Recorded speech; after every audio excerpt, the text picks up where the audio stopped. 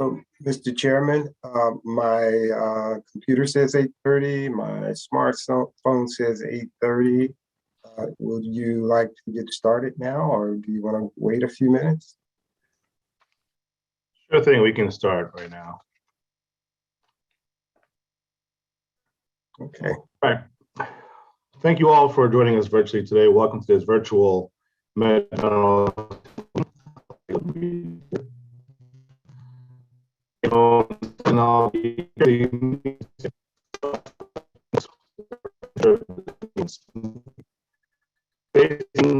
advertise as well as targeted through. Mr. Chairman, can Yes. you hold on a second? Because you're coming on across on this end is kind of choppy. I'm not sure if everyone else is having the same experience. Yeah. All right, can you hear me now? Yeah, that's good. Roger that. Okay. I'll go ahead and start it again. Okay. Welcome to this virtual Metroplan Orlando Tismo meeting. I'd like to call the meeting to order. My name is Ramon Centerins, and I'll be chairing the meeting today. We also have a team of folks working to ensure this meeting runs smoothly. Today's meeting was advertised on Metroplan Orlando's website and social media, as well as through targeted emails. Florida Sunshine Law requires a quorum to be physically present in a room for a government meeting. Governor DeSantis suspended this requirement in an executive order, which has since expired. This meeting is being held in workshop format to conform with sunshine requirements. Metroplan Orlando advisory committees have been meeting in hybrid format since August, but returned to virtual workshops this month because of concerns about COVID-19 infection rates in Central Florida. Staff will advise us about the format for our February meeting. For today's meeting, we'll keep microphones muted unless you've been recognized to speak, and we'll use the raise hands feature at the bottom of your Zoom screen to participate in the discussion. There are 2 public comment points in the meeting. Members of the public who want to speak will use the raise hands feature on the Zoom screen. If attending by phone, you can hit *9 to raise your hand and request to be recognized. When you're called, your microphone will be temporarily unmuted by staff, and we'll ask you to state your name and contact information for the record. We also accepted comments by email and phone message before the meeting. We want this and all future online meetings to be accessible to all. Participants may join by computer, tablet, or phone. If you need accommodations to participate in the future, please contact Metroplan Orlando. So since this is our first meeting of the year, I hope that everyone had a wonderful holidays, and we are entering a new year with some of the same challenges as we sit here in front of our computers, tablets, and phones attending this virtual meeting. However, the important key to remember is that, we have learned to adapt, and that is also important being a part of the transportation industry as we adapt to new technology, different modes of travel, and other factors as well.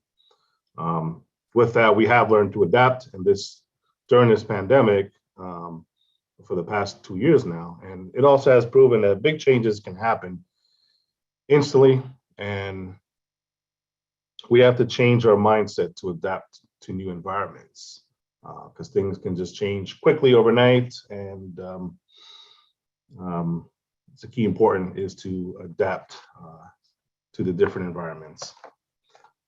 But with that, at this time, I'd like to recognize Eric Hill of the Metroplan Orlando staff for agenda review. Mr. Hill. Oh, good morning, Mr. Chairman, and Happy New Year to everyone. I have learned that the statute of limitation on wishing Happy New Year's ends at the end of this month. So, and that's just something I recently learned. I've been struggling with, how long do I say this as I greet people? So Happy New Year. And Mr. Chairman, I appreciate your words of not only encouragement, but just to remind us of the conditions and times that we live in and having to adapt to those. Thank you for working with us as we conduct these virtual meetings. We appreciate your patience, understanding after the brief transition to in-person meeting. We felt it was wise to meet virtually this month as cases surges across our area. We will make an assessment before our next round of meetings begin and let you know about our plans for our February meeting. So thank you to everyone for being flexible and adapting, as the chair has noted. This meeting is being held a virtual workshop in which action items that are being advanced to Metro Plan Orlando Board will be reviewed and discussed. But formal action, the board action on these items will be ratified at a future in-person TSMOAC meeting. I want to welcome our new committee officers for this meeting, Chairman Ramon Cinnarons and Vice Chair Chad Smith. Thank you for agreeing to serve, and we look forward to working with you in 2022 and under your leadership. As the chairman mentioned, we'll be using the raise hand feature to recognize committee members during the meeting and to call on members of the public during the comment time. If you have joined us on the phone only without the video screen, please use *6 to mute and unmute your line. Please use *9 to raise your virtual hand so the meeting host can see that you wish to be recognized. You'll see that there's a chat feature on your toolbar. This communicates with all panelists in this meeting, which includes committee members, staff, and presenters. Please only use this if you are having technical issues or need assistance. The full record of the chat comments will be included with the public record of the meeting. We do have one update to you on, well, actually two, on the agenda for the format for the February 9th Metro Plan Orlando meeting. The meeting will be in person. We cannot say what the format our next TSMOAC meeting will be, as I mentioned. I also want to welcome back Alex Laffey from Osceola County. Alex has been away for the last year, and I just found out earlier this week that he has returned. So I just wanted to welcome him back and hope that he has made a full recovery, and look forward to working with him again. Mr. Chairman, that's all the announcement I have now. Now I think we will take attendance, and I want to hand it over to Lisa Smith so she can do the roll call. Yes, good morning. I would ask all committee members to please go ahead and unmute yourselves now for the roll call. You can go on mute again after your name is called. Please make sure your video is on if possible so we can confirm it's you. You will find the unmute and video buttons on the bottom left side of your toolbar. On the bottom of your screen, please say here or present when your name is called.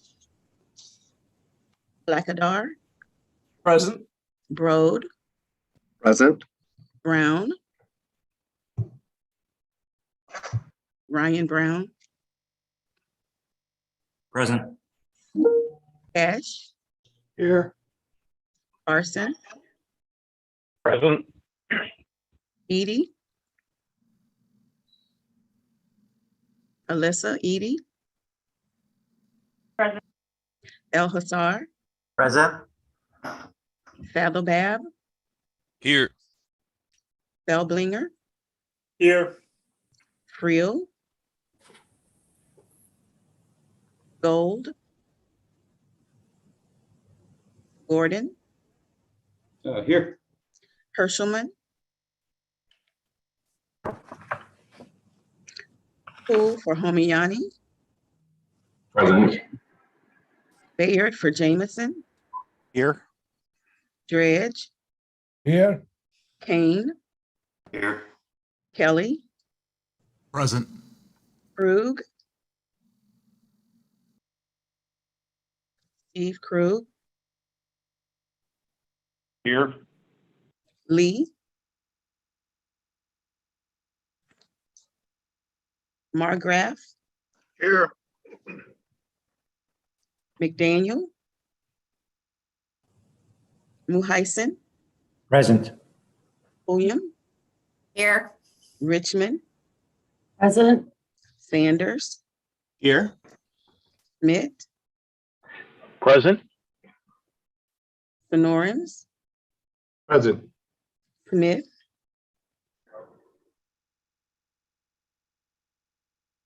Walter, Present. Wetzel. Here. The chair, that concludes the roll call. Thank you. Thank you for that, Ms. Smith. All right, moving on to item 5, public comments on action items. We will now hear public comments, what we normally call action items, but in this format will be our items for review and our discussion. Do we have anyone who wants to speak on any of these items? If so, please use the raise hands function found at the bottom of your screen or by pressing *9 on your phone keypad. We will call your name. The host will unmute your microphone. You will see a bottom pop-up that says the host wants to unmute you. Accept that prompt to activate your microphone. We ask that you provide your name and address for the record. Please hold your comments to 2 minutes or less. Are there any comments at this time?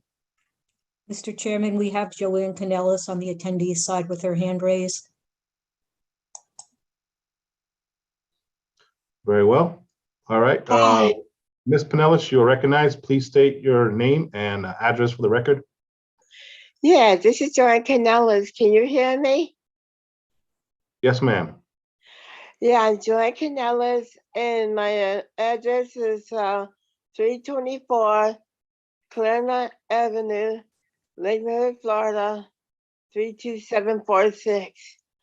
And I would like to have the bus stop here over at the South Country Club Road, the corner of the Country Club and the Estella Road by the park and stuff like that. It's between the train station and Seminole State College. And I'd like to have the bus over there also at the Lake Mary Prep School. We know where that is. And I'd like to have this bus stop up also at the Oviedo Boulevard where I swim at the Special Olympics too, the Big Kahuna pool. You know where that is because it's on this map. And we need 24 hours bus and train service, including holidays, weekends, and nighttime. And we would like to have the train to DeLand as well, please. And at the airport at Orlando International Airport too, please. Thank you. Thank you, Ms. Pinellas, for those comments.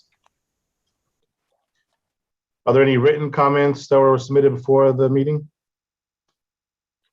We did not receive any, Mr. Chairman. Thank you. All right, so moving on to our review and discussion items. We have 2 items for review and discussion today. Under section A, we have review of the December 3rd, 2021 meeting minutes, which are available in tab 1 in your agenda packets. Hope that you all had a chance to review them. Are there any corrections or revisions that need to be brought to staff's attention at this time? I don't see anyone raising their hands. All right, so as a reminder, these will be brought back for formal approval at a future in-person meeting. Moving on to item B under items for review and discussion, we have support for FDOT performance measures targets and links asset management targets, which the information can be found at tab 2 in your agendas. And Mr. Nicolette from Metropolitan Orlando will present the information. Please hold your questions until the presentation is finished. So Mr. Lepp, please go ahead. Good morning, thank you. Every year we come back and we reconfirm the performance measures and targets that were established as part of the federal transportation bill. This all started back in 2018 and has gone from MAP 21 and now has actually been included even in the most recent one. Next slide, please. So just as a refresher, this was all part of the MAP 21 performance-based planning kind of approach, where we needed to do a data-driven approach to our projects being programmed. And this performance-based planning process allows us to assess and monitor if we're making significant progress towards these performance measures, federal ones that were given to us, and then the targets that we cooperatively develop with the state and our local partners. Next slide, please. So there are two ways of establishing these performance measures and targets. One, we could support the Department of Transportation's performance measures and targets for the federal measures, or we could set our own targets. But in that case, we would be developing the data and going through the information to produce those performance measures and monitoring for those targets annually. And over the history of since we've established this, we have been supporting the Department of Transportation's targets for all of those federal performance measures, as well as the transit targets for our partner at Lynx. Next slide, please. So going through the performance measures, the first one, PM1, is the safety performance measure, which is monitoring the number of fatalities and the rate of fatalities, as well as the number and rate of serious injuries, and the number and rate of non-motorized fatalities and serious injuries. Next slide, please. Since 2018, we have supported the Department of Transportation's Vision Zero approach, meaning 0 fatalities and 0 serious injuries is our target for our transportation system. Next slide, please. Also, we have a bridge and pavement condition as the PM2 targets. These are looking at ensuring that the pavement for resurfacing and not only our bridges are in great condition. Florida has done a great job in history, even before performance-based planning mandate and taking funds off the top, federal and state, to ensure that our system is well maintained within the entire state. So we've done very well with this, and we continue to support the Department of Transportation's targets on this in the future. Next slide, please. Travel time reliability is our PM3 target. This is the surrogate for volume to capacity ratio, or looking at congestion. This is where I have mentioned many times in the past that we are looking at reliably congested corridors. As we talk about I-4, it is congested, we know that, but is congested consistent for the same periods of time. So as we're measuring that, it is reliably congested, but you can expect that congestion during that same period. We monitor this in not only the interstate, the non-interstate, but also freight reliability, and we continue to support the Department of Transportation's targets on these moving forward. Next slide, please. Transit asset management is another federal performance measure where we support our partners at Lynx. That's part of the SU-TMA funding that also is set aside to help them secure some additional buses and other equipment to maintain that public transportation system. And next slide. And last but not least is transit safety. Though a little different than our other federal safety target where we have a Vision Zero, Lynx also has a 0 target for fatalities, but since they measure things a little differently on their system, like a trip or a fall on a sidewalk is counted as an injury, they established their targets based on some historical numbers so they could have something to monitor and improve upon. So next slide, please. So those are our 6 federal performance measures that go along with the system and transit. We have supported these in the past, and we are looking to continue to support the Department of Transportation and Lynx with these performance measures and targets for the next year. With that, I'd be happy to answer any questions. Thank you, Nick, for that presentation. Is there any discussion or questions for Nick at this time?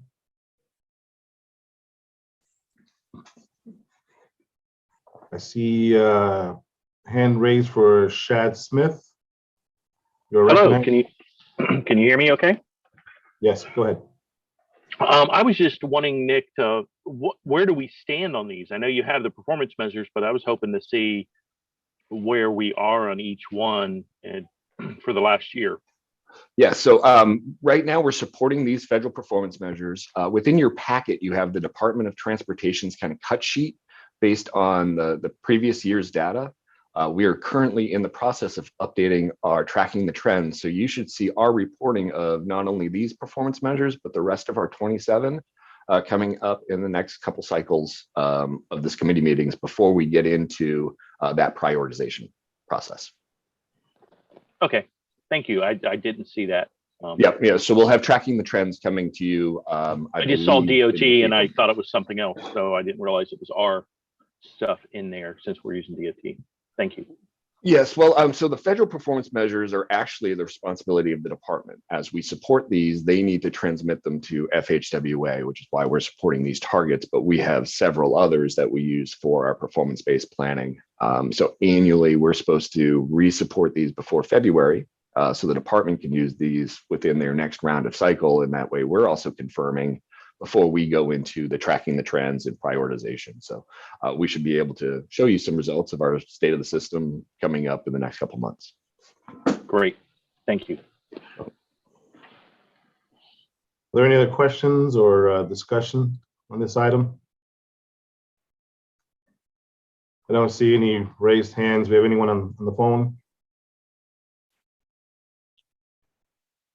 Nope. All right, very well. As a reminder, these will be brought back for formal approval at a future in-person meeting. So moving on to, I'm sorry, did someone say something? I think Nick may have been signing off. Okay, roger that. All right, moving on to agenda item number 7. We have presentations and status reports. We do have one presentation today. Participants online, please use the raise hands function to be recognized if you want to ask a question. You may raise your hand during the presentation, but we will hold questions until the presentation ends. Participants, well, that doesn't apply to us since we're not in the room. So we have a presentation on Tismo at Florida's Turnpike Enterprise, presenting by Mr. Eric Gordon. We'll be presenting on the Tismo program and activities at the Turnpike. So please, Mr. Gordon, proceed. Yeah, thank you, Chairman Ramon, and thank you, Eric. Thank you, everyone of members of the Metro Plan Orlando team. We appreciate the opportunity. FTE, as Ramon mentioned, stands for Florida's Turnpike Enterprise, and we're just going to provide a TSMO update, a quick update on a few of the initiatives that we've got going on. So as introduced, my name is Eric Gordon. I'm the Assistant Traffic Operations Engineer at FTE. And with me today, we're going to be tag teaming. Well, before that, I wanted to say Happy New Year. I'm glad we're presenting this month and not next month, so we get an opportunity to say that. So Happy New Year, everyone. And with me today, we're going to be tag teaming is Ryan Brown. He's our Senior Traffic Engineering Manager here at FTE. And so we're going to be bouncing around a little bit, but next slide. So our agenda for today, I'm going to kick it off with some of our key TSMO strategies, one of them being connected vehicles. So I'll start that conversation and presentation on that. And then I'll kick it over to Ryan, who's going to talk about a little bit more in depth on our CV pilot projects, and as well as some testing at SunTrack's facility, which hopefully you all find very interesting and exciting. Then we'll go into some deployments. We've got some key warning systems and speed feedback signs on our system that we're deploying. And then we'll briefly wrap it up with a little bit of what FTE is involved with in terms of managed lanes throughout the state. Next slide, please. So I'll start with our CV pilot deployment. This is our primary pilot project for connected vehicles right now, in the process of wrapping up design. Our plan is 50 roadside units over 20 miles. As you can see here in the picture, we go from Florida's Turnpike main line on the west side of town from approximately milepost 255 to 267. 267 is where the Turnpike interfaces with 429 and State Road 50, that interchange up there. And then also at the same time, we've got 8 miles along the Beachline Expressway from milepost 0 to 8. We've got a couple of different types of devices, Siemens and Comsignia, that we're going to try out. Part of our goal with our connected vehicle project was to try different manufacturers and devices. So that's one of our goals, as well as different applications. So here listed, we have focused on a number of safety needs for the corridor. Queue warning, we picked a couple locations for that. We've got 3 locations for curve speed warning, And one of our emphasis areas for the Turnpike is wrong way detection. So we have 5 locations planned throughout the corridor, again, on the Turnpike Main Line and the Beach Line Expressway. And part of the CV pilot that we've encountered is a set of software and different aspects that we're trying to incorporate, such as data information management system, or what we call DIMS. And with that, I'm going to hand it off to Ryan to get into a little bit more detail on the CV pilot and SunTrax. Great, thank you, Eric. And thank you and Happy New Year, everyone. Thank you for having us today. Just as Eric mentioned, a little bit more information on the data information management system. And so as we were building out the requirements and the needs for this safety-based pilot project, we identified the need for a comprehensive software platform that would allow us to manage all these additional roadside assets. And so the data information management system will allow us to do that, to monitor each of the health status for all of those roadside units, allow us to provide a complete interface with a graphical user interface to allow for the map configuration files and push consistent alerting and configurations across the entire corridors that have been identified for the deployment. In addition, this software will allow us to bring event-based alerts when the wrong way detection, curve speed warning, or queue warning applications Eric described brings an alert that requires management response from our traffic management centers into our SunGuide automated traffic management platform. And so that will allow our TMC operators at that point to then manage that event and provide related messages back to adjacent motorists via dynamic message signs, for example. In addition, this data information management system will correlate all of the data that's provided from the vehicles via basic safety messages, as well as to the vehicles via traveler information or TIM messages as an output to the statewide vehicle to everything, the V2X data exchange portal. And so we're looking forward to the completion of this project, as the software development will establish communication protocols and standards for future connected vehicle style deployments that will then also be able to integrate with the statewide V2X data exchange platform. So next slide, please. So moving into the construction side of this project was awarded for nearly $3.7 million to CSAFE for construction back in July of 2021. There is a just over 460-day calendar schedule, which will bring us to completion in February of next year. The post-design services task work order is currently active with the design team. This includes things such as shop drawing reviews, reviews of the technology to be deployed in the cabinet, as well as the roadside units. And an important part to that, as you can see here, includes the real-world validation of the applications and the onboard unit or OBU communications. And so the task work order includes procurement of 2 vehicles to outfit with onboard units and heads-up information displays to validate all of the roadside messages are being received at the RSU, and the traveler information messages for each of the safety applications described are being provided to these vehicles in real-world and real-time testing.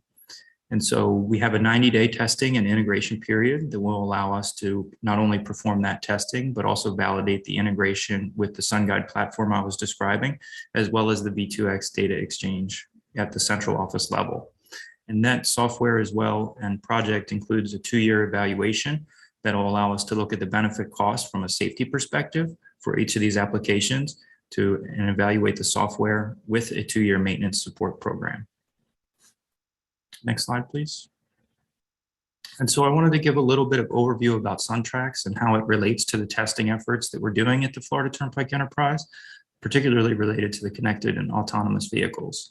And so as you may be aware, SunTrax is a centrally located facility equidistant from both Tampa and Orlando metropolitan areas, around a 500-acre site almost, just off I-4 at the western terminus of the Polk Parkway. The facility includes a 2.25-mile oval high-speed track for testing, predominantly used by our tolling team for toll-related testing, as well as a 200-acre infield for connected and autonomous vehicle testing. And so efforts began back in 2017 for construction of the high-speed oval, which completed back in 2019 in the spring. Later that year, we completed final infield design, and in the fall of 2019 began construction on the infield. Construction is progressing rapidly and will be completed in the spring or even summer of 2022 here. And so apart from the high-speed oval, which is shown as number 5 in the diagram here, there are 9 additional test features that are included in the infield area, including a main entryway campus, workshops and warehouses for various manufacturers and vehicle providers and OEMs to come and test and tune their equipment. A roadway geometry track, which includes configurable roadway geometry to test various scenarios, curvatures, both vertical and horizontal.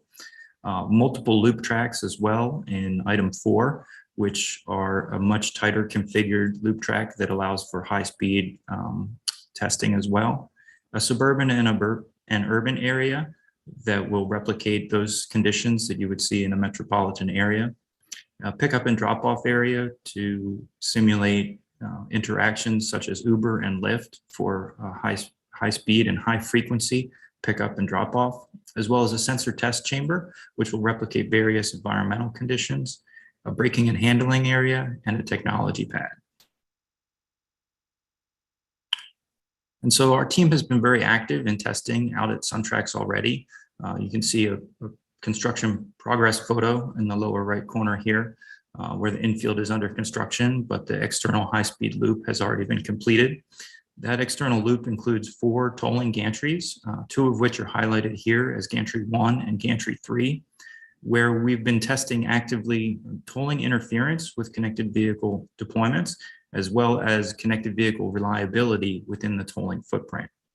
And so our tolling system is comprehensive and includes many different comprising sensors in order to validate that the connected vehicle technology does not interfere with the tolling, and conversely, that the tolling equipment does not interfere with the connected vehicle reliability.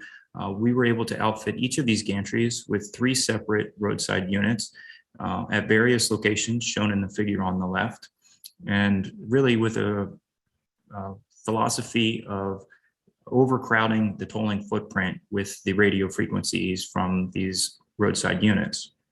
And so we were able to, again, test each of these and find that the connected vehicle equipment being utilized on the CV2X and DSRC wavelengths and bands have no interference with our tolling equipment, nor do they interfere with the connected vehicle reliability. Next slide, please. And so just some action shots here of the equipment installations of the roadside units at the gantries along the SunTrax facility. Next slide, please. And so how all this works, as you can see in the figure at the left, using either DSRC or CV2X, the roadside unit at the top of the pole communicates with the onboard unit, or OBU, from the vehicle, which communicates with the roadside cabinet and then provides that output both via the internet as well as directly to our traffic management centers. And so this roadside unit to onboard unit configuration allows us to receive immediate alerts at the traffic management centers and out to other motorists via smartphone applications, for example, as shown at the top right, for the different use cases that we've determined for a safety basis. So these include disabled vehicles, wrong-way vehicles, and stopped vehicles. And you can see, again, the timeliness and information that's received on a smartphone application related to these safety applications. Next slide, please. And so we were successful in demonstrating these 3 applications recently, back in July of 2021, at the SASHTO conference in Orlando. We had about 65 participants and a very successful demonstration where we were able to, as part of the safety booth, one of 5 booths that was demonstrated that day, bring to life in real time and in the real world wrong-way driving applications, notifications for stopped vehicles, and speed warning applications as well. Next slide, please. And just some additional action shots of a very successful and well-attended SASHTO conference here in the heat of July under the tent.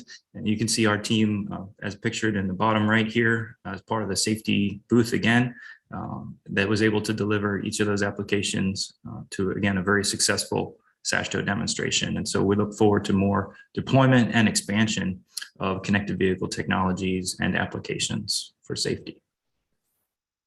And with that, I'll pass the baton back to Eric to talk about a few more of our TSMO strategies.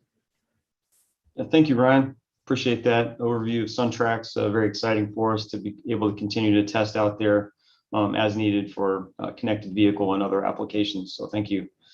One of the other initiatives that we have is a dynamic queue warning system. The purpose of the queue warning system, obviously focused on safety and mobility. We were able to start with a concept that we had sort of borrowed from District 5 for the I-4 Ultimate project pilot. We had taken that and working with central office, we're trying to move forward some of the smart work zone initiatives like queue warning system.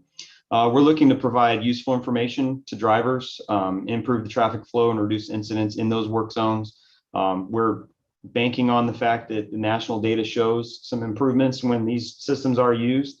And so that's why not only did we try the pilot location in Martin County, part of one of our resurfacing projects, we're looking to try it again with some future projects coming up where we are resurfacing and feel a need for this type of application. On the right is just a basic concept showing, the sensor, the work area, some of the messages that we might be using on the signs to warn motorists.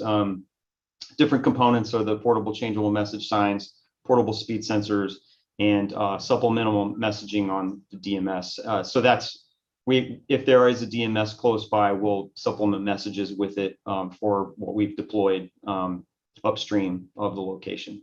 Next slide, please. In addition to the dynamic queue warning systems, which is focused on work zones, we're also working with one of our continuing services design consultant, VHB, to push queue warning systems that are more permanent in nature. We're looking at 13 locations across the system where we've seen recurring regular congestion, whether primarily at exit ramps, whether they be 429 south to I-4, that tends to crop up. And there's a number of other locations here. Many of them are in Central Florida. For example, our Claremont exit at 272, we're focused on that one. Our exit to 429 off the Turnpike main line, we focus on that because we experience regular congestion nearly every evening, peak hour. Beach Line has some locations, so we're excited about the upcoming deployment here.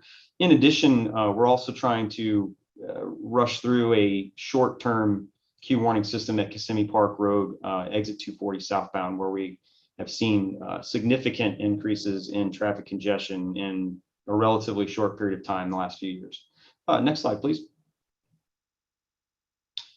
In addition, I believe this is one of our last TSMO initiatives that we wanted to highlight today, ramp speed feedback installations. This is actually complete. It was completed this month. Really, the goal is to help reinforce speed reduction, the advisory speed signs that we started off with the traditional advisory speed signs, curve warning, but many of these ramps, we just had seen more instances of issues or crashes. And so that's why we wanted to take it to the next level and provide a year speed feedback type component. Because in a lot of cases, these ramps are connected to, of course, our high speed facilities. For those who are exiting off at these locations, there can be an abrupt speed change. We want drivers to slow down going through some of these curves. And so we're excited to see and track these locations to see what the benefit cost ratios are going to be moving forward. Next slide, please. And we also wanted to briefly mention the managed lanes component. We have deployed managed lanes, express lanes, and through lanes for different facilities. We obviously are part of FTE's role is to support other districts like District 5 in their I-4 Ultimate managed lanes deployment. One of those is our direct connect ramp from the Turnpike to I-4 Ultimate. We also deployed many years ago over on the Veterans Expressway, we deployed managed lanes. We have a 13-mile section of what we call through lanes now. And on the Beachline Expressway, we have 8 miles where we've added capacity, which has really helped reduce congestion on many of those facilities. So our role really is also just to facilitate and help other districts as they, mainly from our tolling side of the house, is where we help out and finance. So wanted to mention that we participate in the managed lanes program statewide. Next slide, please. And here is just a snapshot of some of the reporting that the department on a whole has been providing for different express lanes. And of course, just wanted to mention that, you know, a lot of FTE's role is helping the districts and their customer feedback, performance reporting. So we've got a group of folks that try and help out with that. And then there's also some back office processing that needs to take place. Next slide, please. And with that, once again, Ryan and I appreciate the opportunity to present and focus in on our TSMO initiatives and hope this has been informative. And once again, thank you for the opportunity to present today. Thank you, Eric and Ryan, for presenting that information today. Really need to hear about the items that are being tested at the SunTrax test site. Pretty cool simulated field you have there. So. All right, so at this time, do we have any questions for Eric or Ryan? Let me see, do we have any raised hands? I don't see any raised hands. Mr. Chairman, I have a question. Who is that? Can you say your name? I have a question, Nabil Mohaijan. Oh, Nabil, please, yes, go ahead. Very interesting project and pretty innovative, Eric and Mr. Brown as well. Question is, will there be any, or how will the systems feeding into the FDOT facility be warned on any of these issues that you guys are safety issues that you guys are analyzing or feeding? Hi, Nabil. I guess your question is the roadways and facilities feeding into the Turnpike, how are they going to be aware? Are you talking in terms of queue warning or the connected vehicle aspect? Is that kind of your question? Yeah, mainly the three safety issues you have, like the warning and the speed and the queuing, and you know, it's obviously for the people that are already on the facility, they'll be able to get advantage of that, but how will others approaching that issue or problem, if you will, would be warned? Well, yeah, for us, our aspect of the Turnpike system, you know, when we have congestion approaching some of these exits, really, we just manage our traffic as best we can to provide advanced warning and information. As far as anything that's off the facility, unless it's connected vehicle related, you know, perhaps that might be an opportunity to provide folks driving on, you know, say a local road that's near the Turnpike to have some advanced information. Other than that, really, we're just focused on trying to keep, like for the queue warning system, you know, if we know we have congestion during the peak hour, say exiting southbound at Kissimmee Park Road, for example, you know, really the only group of folks that we need to or can inform are those who are approaching that queue from the Turnpike main line.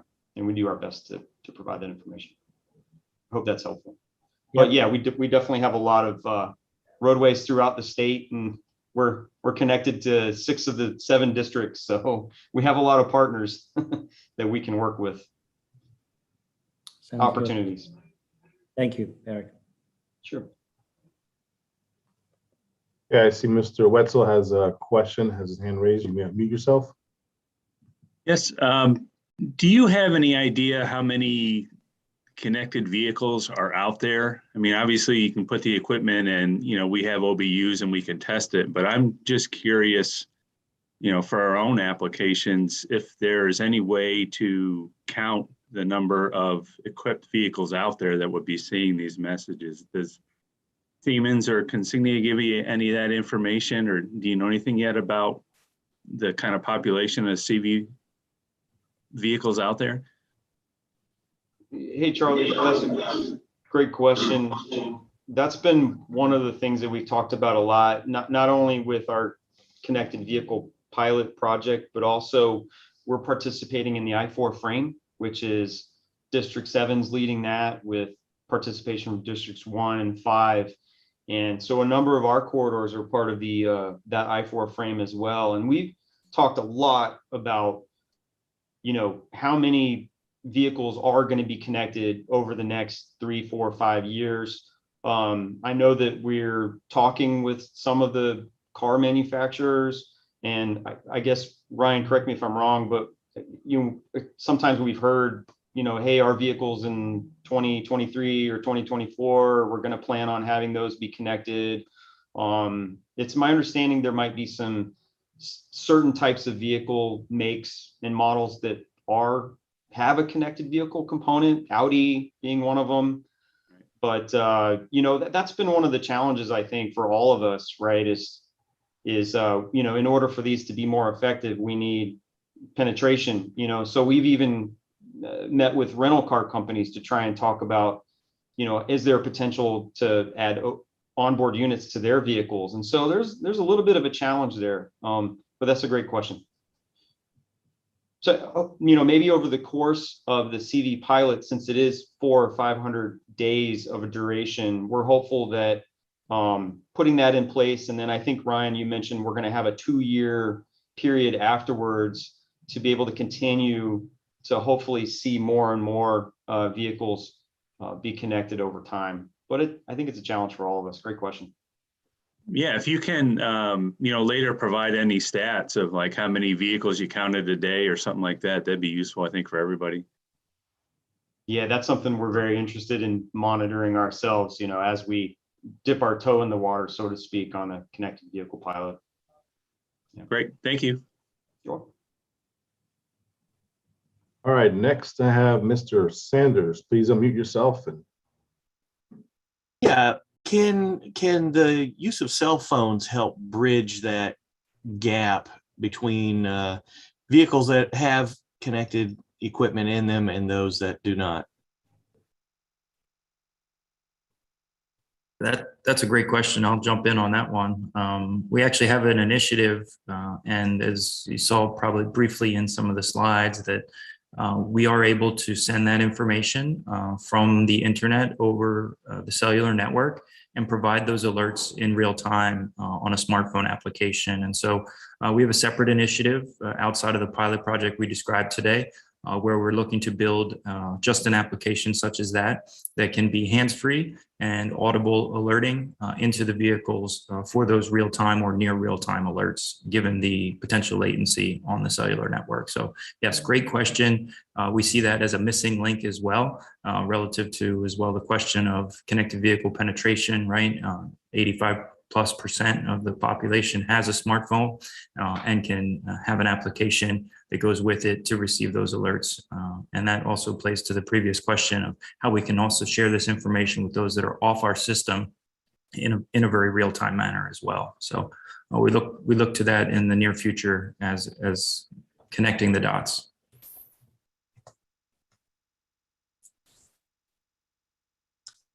All right, Nabil, you may unmute yourself. Thank you, Mr. Chairman. I just have a follow-up question for Eric. When you disseminate this information for vehicles using the Turnpike facility, will there be any guidance to those vehicles as to alternative, routes to avoid the issues that they may be facing? Hey, Nabil. Great question. I know prior to the onset of connected vehicles, periodically on our system, let's say there might be a major incident, on the Turnpike main line. In many cases, depending on the nature of the incident, if we know it's going to be a long-term closure, let's say of all lanes in a particular direction, we have directed folks to exit at certain locations so that hopefully they can get around the scene.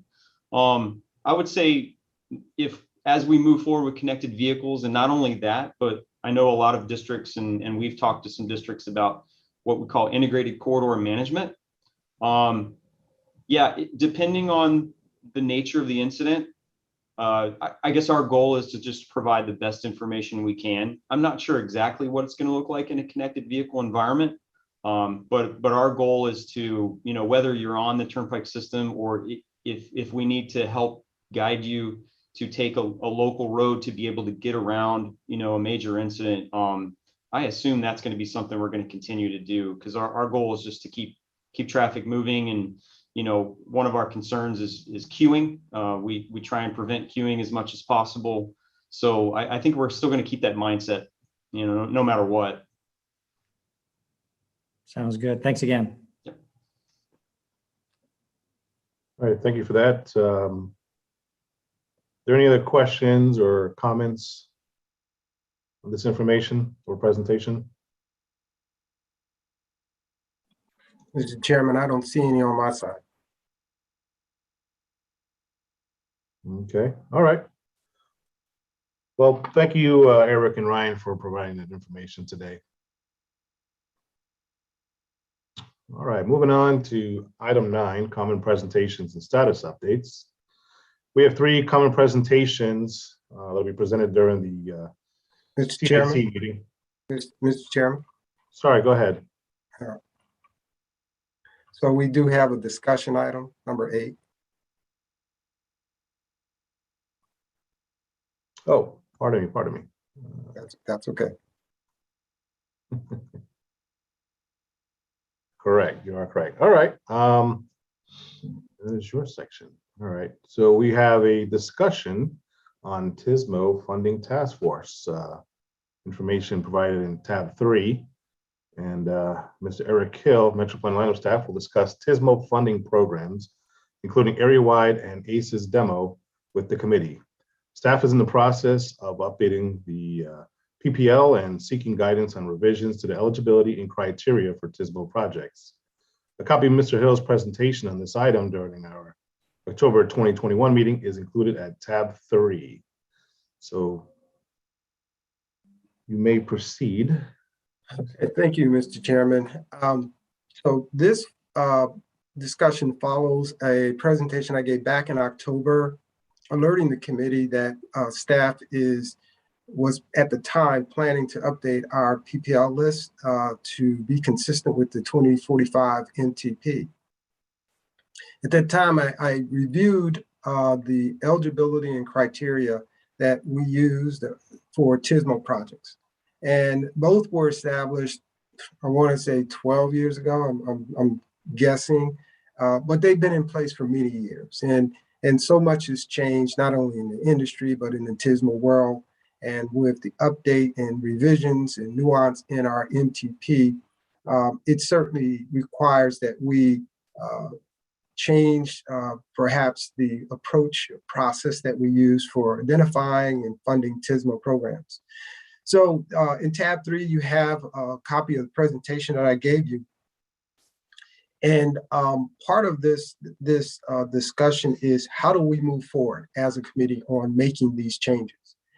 And the changes are for, again, eligibility criteria for Tismo projects, how we fund the Tismo ITS priorities, as well as the countywide and area-wide projects, as well as the ACES demos that we have allotted or appropriated funding for in the MTP.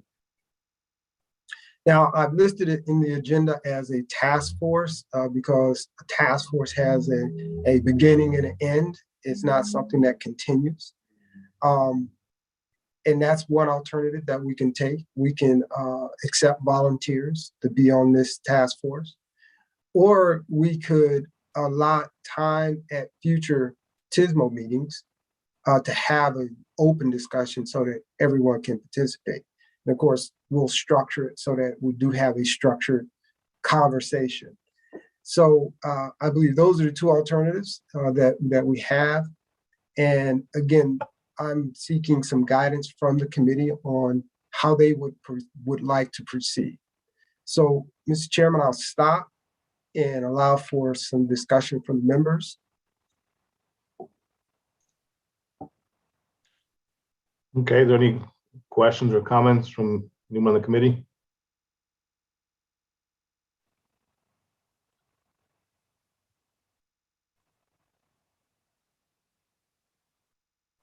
Brian. Brian, go ahead. Yeah, I was hoping that this task force would come back to the full committee, not at the end of all the decision making, but maybe sometime during the process to kind of poll the committee on pertinent issues that you guys are discussing in the task force.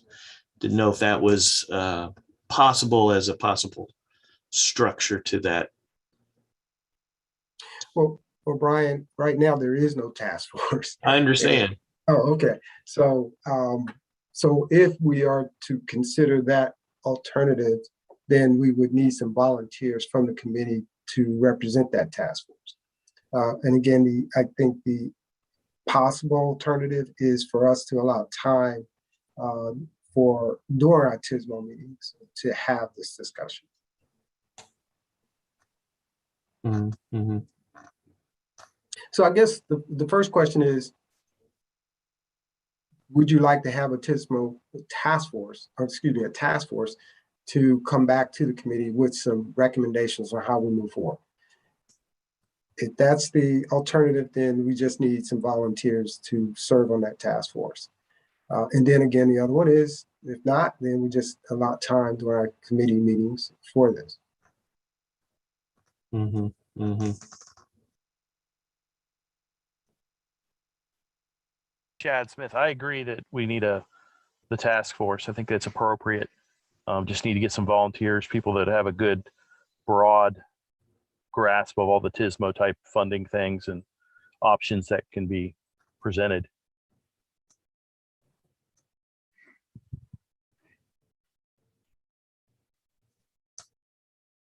Maybe we should take raised hands on the preference of the committee, whether we need a task force or not.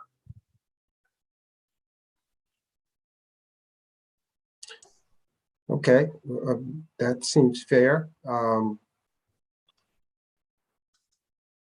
So do we have raised hands for a task force?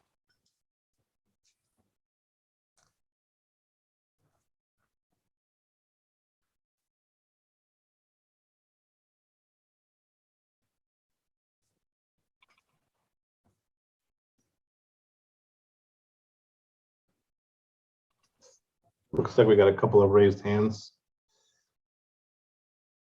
Yeah, so far, I only see 8.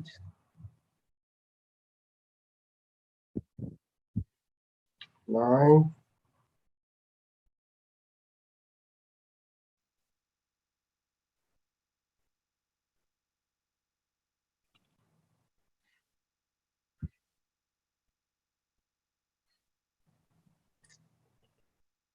So, Mr. Chairman, I just see 10.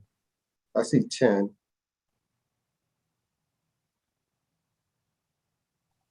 So Yes, looks like 10. I see 10 as well. Raised hands. now I think one more. So 11. Okay, so it doesn't seem like we have a majority here for the task force.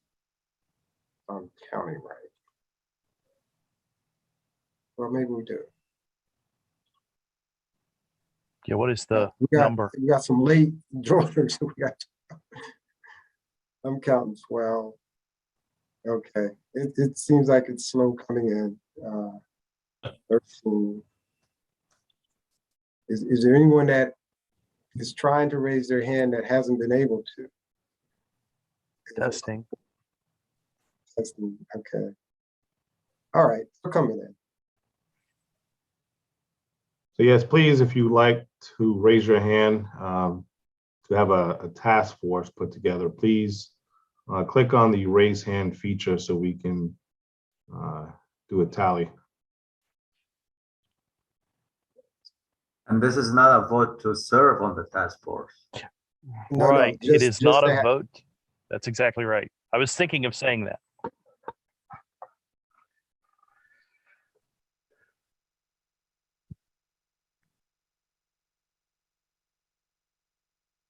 Okay, so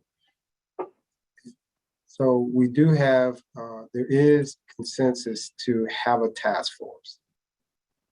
Okay, now, we just need some volunteers. You know, I would say the usual suspects, which are the 3 counties in the city of Orlando, but I won't.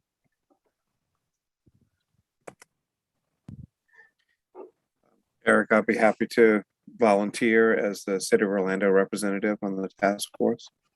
Okay, thank you, Kay. And I'll volunteer for Orange County, Hazem All-Star. Thank you, Hazel. Steve Kane for Osceola. Thank you, Steve.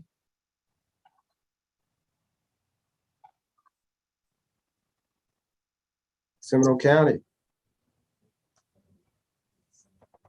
I think Charlie Wessel is the best candidate, but if Charlie can't serve, I can serve. Yeah, I volunteer for Charlie Watson. Thanks, John. I was hoping Brett. Brett. I was hoping Brett would volunteer before I did, but And that's what I call true partnership. maybe Brett and I can do rock, paper, scissors and determine who's on. Okay. Ready, Brett? Okay, so Charlie and Brett, make sure you come to TAC meeting so that you can watch, learn the sunshine rules. Okay. Okay, so Mr. Chairman, I think we have 4, and I think that's good enough to work with. And we will follow up, and we will we'll arrange some time to meet with this task force to set the stage on how we move forward. And with that, I am done. And thank you, Mr. Chairman, and thank you, committee and volunteers. Okay, thank you, Eric. For all those that have their raised hand, please uncheck so we can determine whether or not you have a question or not.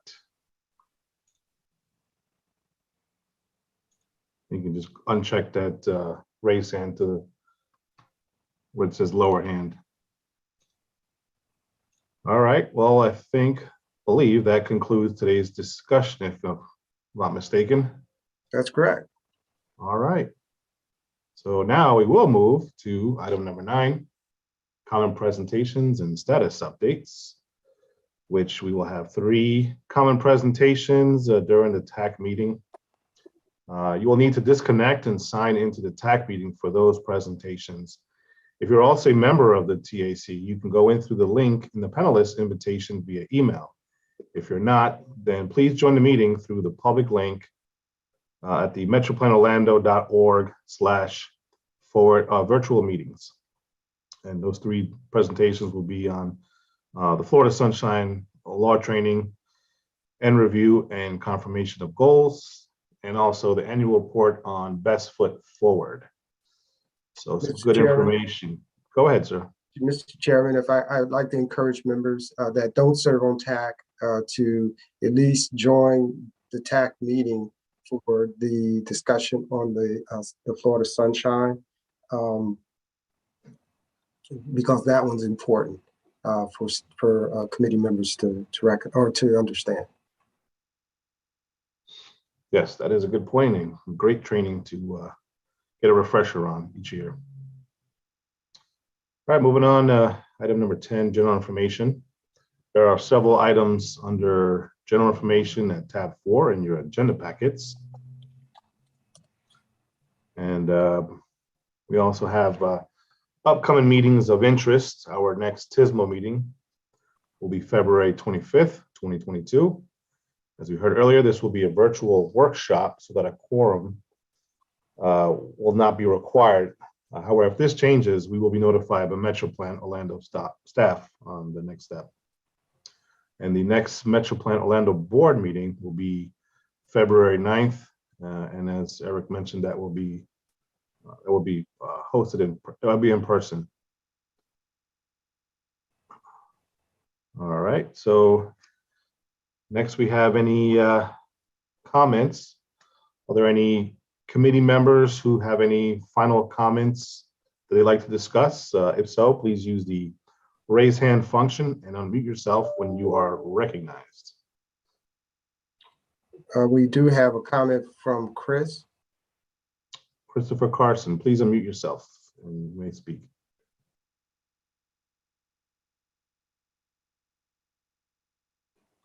I don't have any comments. I think it was still up from before. We do have comment. Is Chris, are you 407-361-0042? Okay.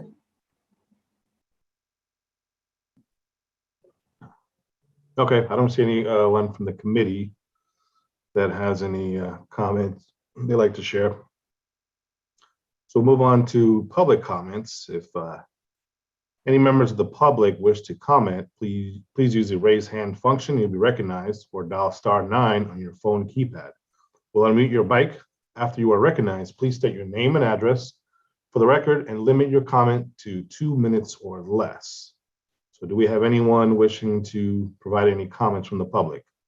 Mr. Chairman, we have two on the attendees side. The first one is by phone, 407-361-0042.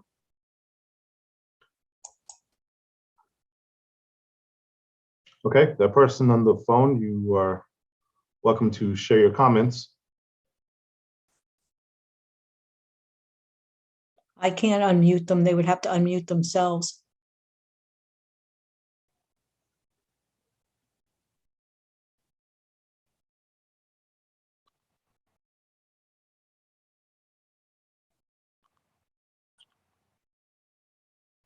Okay, Mr. Chair, we should go ahead and go to the next.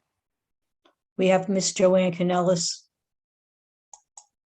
Okay, I do see in the chat the individual with the phone number said they're unable to unmute themselves. Yes, Lindsay. I'm unmuted. Can you hear me okay? Okay, we will we'll come back to actually hold on one second, Ms. Canellis. Okay. Are we able to unmute the person on the phone? Okay, Lindsay, it's Lindsay, Mr. Chairman, Lindsay, and she has said that we can move forward. Okay, roger that. All right, let's move on with Ms. Canellis. Do you have a comment?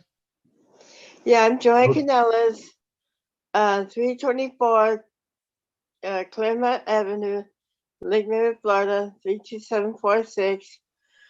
How do I go from this meeting to the tag meeting here?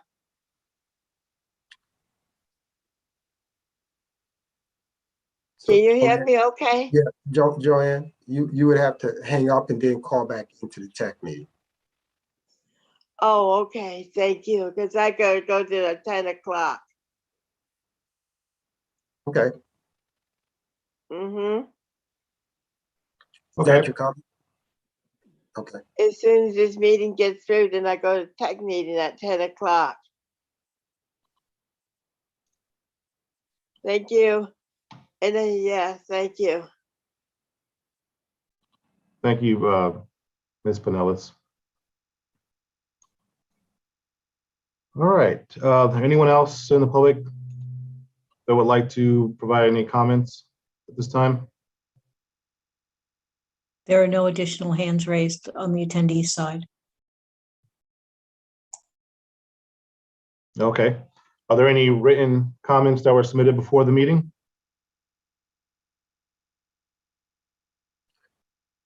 None, Mr. Chairman. All right, we have none. All right, well, I want to thank you all for joining us today virtually for this meeting. And at this time, if there is no further business, we stand adjourned. Thanks. Thank you, Mr. Chairman.